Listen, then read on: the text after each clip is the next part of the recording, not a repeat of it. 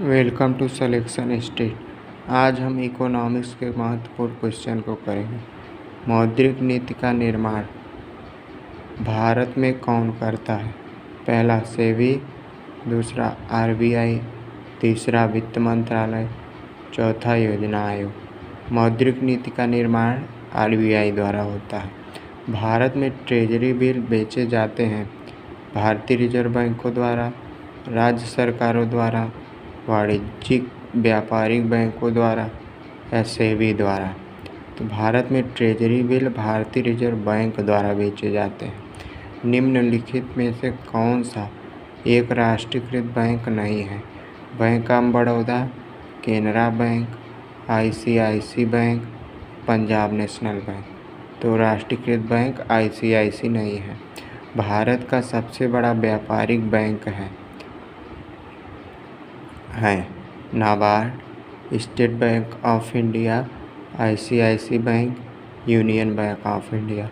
तो भारत का सबसे बड़ा व्यापारिक bank State Bank of India है।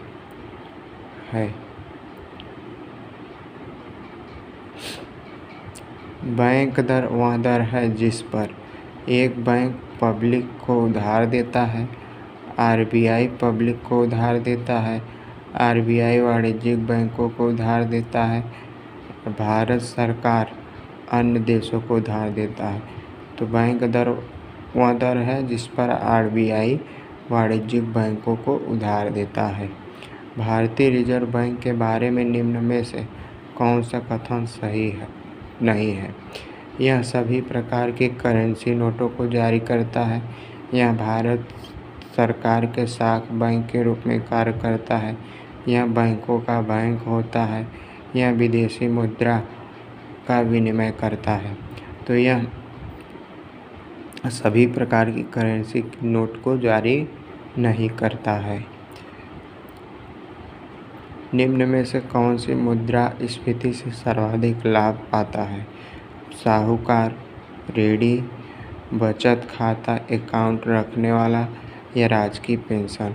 तो सर्वाधिक लाभ मुद्रास्फीति से रेडी को लाभ होता है। निम्नलिखित में से कौन मुद्रास्फीति के नियंत्रण की विधि नहीं है? मांग पर नियंत्रण, मुद्रा की पूर्ति पर नियंत्रण, इलाहाबाद बैंक, वस्तुओं की राशनिंग। तो इसका आंसर राइट हो जाएगा option number C, Allahabad Bank. भारत में नाबार्ड बैंक पुनः वित्त उपलब्ध नहीं कराता। अनुसूचित व्यापारिक बैंकों को, क्षेत्रीय ग्रामीण बैंकों को, आयात निर्यात बैंकों को, राज्य भूमि विकास बैंकों को। तो भारत में नाबार्ड वित्त उपलब्ध नहीं कराता है आयात निर्यात बैंक को। भारत में मुद्रा संबंधी नोटों का निर्गमन प्रणाली आरक्षित है। अनुपातिक कोष प्रणाली, न्यूनतम कोष प्रणाली, स्थिर विनिमय दर प्रणाली या पूर्ण परिवर्तनशीलता प्रणाली। तो भारत में न्यूनतम कोष आरक्षित प्रणाली नोटों के निर्गमन के लिए है। क्वेश्चन नंबर 11, नाबार्ड पुनर्वित्त प्रदान करता है कृषि एवं ग्रामीण विकास बैंकों के लिए, आयात निर्यात बैंकों व्यापार के लिए, औद्योगिक विकास के लिए, उपर्युक्त सभी। तो इसका कृषि एवं ग्रामीण विकास के लिए। भारतीय रिजर्व बैंक के ओपन मार्केट ऑपरेशन से आशय है सिक्योरिटीज में व्यापार करना, विदेशी मुद्रा की नीलामी करना, सोने का में व्यापार करना। इनमें से कोई नहीं। तो सिक्योरिटी में व्यापार करना।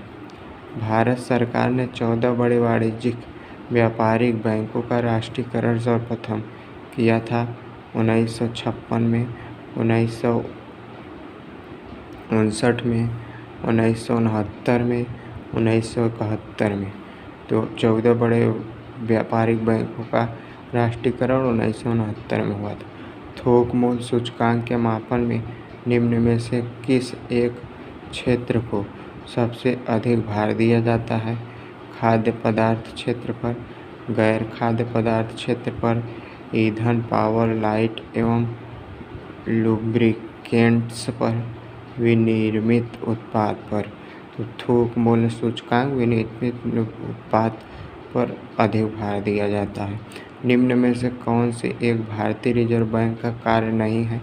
शाखा का नियंत्रण करता है, अनुसूचित वाणिज्यिक बैंकों के शिखर संस्था के रूप में कार्य करता है, मौद्रिक नीति का निर्माण करता है या साख सृजन।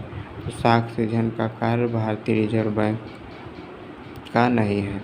निम्न में से कौन भारतीय रिजर्व बैंक का गवर्नर नहीं रही है?